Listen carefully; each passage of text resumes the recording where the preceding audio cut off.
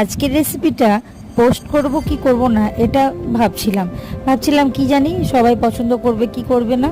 তারপরে ভাবলাম দিয়েই দিই, দেখাই যাক সবাই কেমন বলে। তাই আজকে করেছি আমি মাছের তেল দিয়ে বড়া। তার জন্য মাছের তেলের সঙ্গে আমি পেঁয়াজ এবং কাঁচা লঙ্কা কেটে ভালো করে মিক্সড করে নিয়েছি, আর তার সঙ্গে দিয়ে দিয়েছি পরিমাণ মতো বেসন, নুন এবং হলুদ।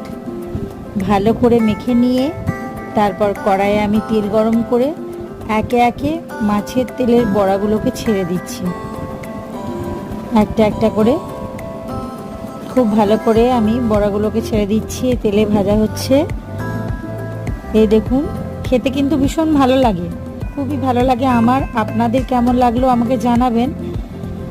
খুবই ভালো লাগে আমার, তার জন্য আমি এটা বানিয়ে নিয়েছি এবং আপনাদের সাথেও শেয়ার করলাম। আপনারা অবশ্যই বানাবেন এবং খেয়ে বলবেন